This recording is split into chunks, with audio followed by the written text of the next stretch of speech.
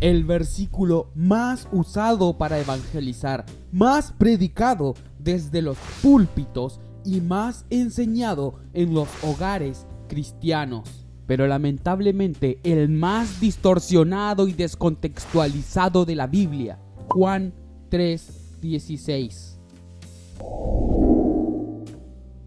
¿Usted es uno de los que se enoja cuando escucha que solo hay un camino hacia Dios? La pregunta es, ¿por qué debería haber uno? Porque tanto amó Dios al mundo que entregó a su Hijo unigénito para que todo aquel que en Él cree no se pierda, sino que tenga vida eterna. Estoy seguro de que este es el versículo más famoso del Nuevo Testamento. Por causa de este versículo, la gente se tiñe el cabello de diferentes tipos de tonos y sostiene carteles en eventos deportivos. Juan 3:16. Pero probablemente también es el versículo más distorsionado de todo el Nuevo Testamento, porque las personas que aman la universalidad de este versículo odian la particularidad de este versículo. Y déjenme mostrarles eso. Comienza diciendo algo sobre el amor de Dios y el objeto del afecto de Dios. Dios amó tanto que el mundo. Y déjame terminar esto por ti.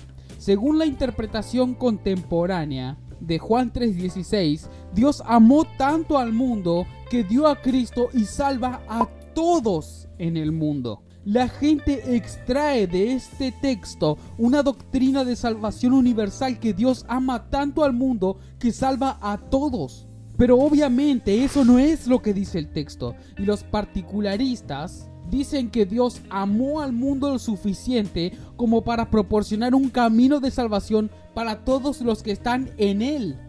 Deshagámonos de ese asunto electoral de la doctrina de la predestinación. Juan 3 tampoco dice eso. Lo que Juan 3 dice es que el amor de Dios es tan y tan profundo. Él amó al mundo lo suficiente como para enviar a su Hijo unigénito. Ahora, déjame decirte lo que esto no significa. Dios no amó al mundo lo suficiente como para enviar a 5 salvadores: Jesús, más Buda y Mahoma y Confucio. Que si Dios fuera realmente amoroso, proporcionaría avatares en abundancia. Él proporcionaría una mezcla heterogénea de salvación, donde todos puedan creer en su propia religión. Y eso estaría bien, porque Dios estaría amando lo suficiente al mundo entero como para no ser estrecho de mente y no ser tan exclusivo en lo que refiere a la fe. ¿Por qué no dice la Biblia que Dios ama al mundo? Sí, la Biblia dice que Dios ama al mundo. ¿Cuánto lo ama? Lo suficiente como para enviar a su monogenes. Lo suficiente como para enviar a su único Hijo. Advierto a las personas que al final de sus vidas, si se presentan ante Dios, será mejor que no le digan: Dios, ¿por qué no fuiste lo suficiente amoroso como para proporcionar 15 salvadores? Considere este escenario. Supongamos que realmente hay un Dios en el cielo. Y supongamos que este Dios en el cielo creó el mundo entero y a todos los que están en él. Y supongamos que entre las aves y los peces y los animales le dio una posición a los seres humanos exaltada del resto de la creación. Y les dijo: serán santos como yo soy santo. Pero supongamos que 15 minutos después de esto, los seres humanos se rebelan contra Dios. Y después de eso, Él les dice: no hagan esto o morirán. Pero de nuevo lo desobedecen. Bueno, Dios responde: entonces voy a proporcionarte una manera de escapar de ese juicio. Y Él le habla a Abraham desde el paganismo y lo trae hacia sí mismo. Y le dice: te haré padre de una gran nación. Y supongamos que Él hace eso. Y luego lo bendice. Y luego bendice a Abraham y a todos los descendientes de Abraham. Y luego expande a toda una nación. Y le dice: a través de esta nación voy a bendecir al mundo entero, pero la nación se vuelve repetidamente contra Dios. Y entonces Dios envía a sus profetas hacia esa nación y ellos les dicen: regresen a Dios, vuélvanse hacia el Señor. Como un cónyuge infiel vuelve hacia su pareja, pero ellos matan a los profetas. Y luego, finalmente, este Dios dice: les diré una cosa, los amo tanto que aunque sean una gente dura de cerviz, voy a enviar a mi Hijo eterno y unigénito a este planeta y lo voy a someter. Y envía a su Hijo, y este pueblo se levanta contra su Hijo y lo crucifican. Y sin embargo, Dios los ama tanto que en medio de este acto, mientras están matando a su Hijo, Dios toma los pecados de su pueblo y los transfiere hacia su propio Hijo. Y dijo: mira, si pones tu confianza en Él, si te arrepientes de tus pecados y crees en Él, y si vuelves tu mirada hacia Jesús y haces eso, esto es lo que sucede: no morirás, no te castigaré. Te voy a dar vida eterna sin dolor, sin lágrimas, sin maldad, sin oscuridad. Y supongamos que Él hizo esto. ¿Tendrías el valor de acercarte a Dios y decirle: Dios, ¿no has hecho lo suficiente por este mundo? ¿Eres de los que se enoja cuando escuchan que solo hay un camino hacia Dios? Pero la pregunta es: ¿por qué debería haber un camino?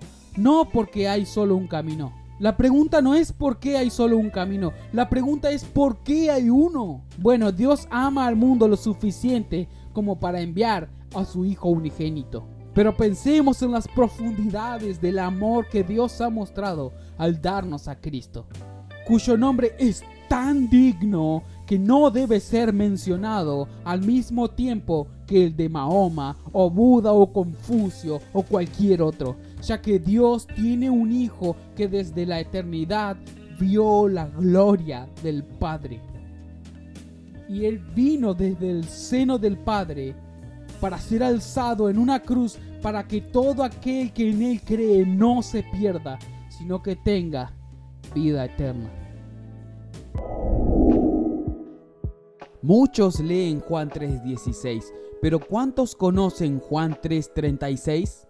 El que cree en el Hijo tiene vida eterna, pero el que rehúsa creer en el Hijo no verá la vida, sino que la ira de Dios está sobre él. El incrédulo permanece bajo la ira si no se arrepiente. Para arrepentirse, ¿qué es lo que necesita? Comprender su situación delante de un Dios justo y santo. Y para ello, Dios nos ha brindado dos herramientas fundamentales: la eternidad y la ley.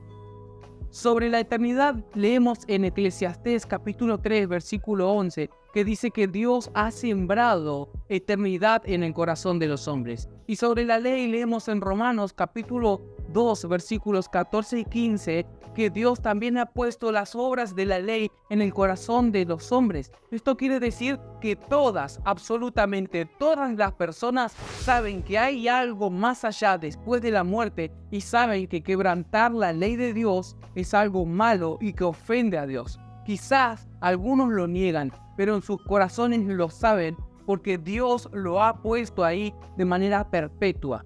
Entonces, cuando nosotros vamos a predicar, no es algo ajeno lo que estamos hablando. Quizás algunos puedan fingir que no creen sobre la vida después de la muerte, pero en su interior lo saben y nosotros tenemos que pararnos y plantarnos con convicción bíblica, entendiendo que ellos no son ajenos a los conceptos que les estamos presentando. Continuando con la argumentación, lo que tenemos que hacer es valernos de las herramientas que Dios nos ha dado.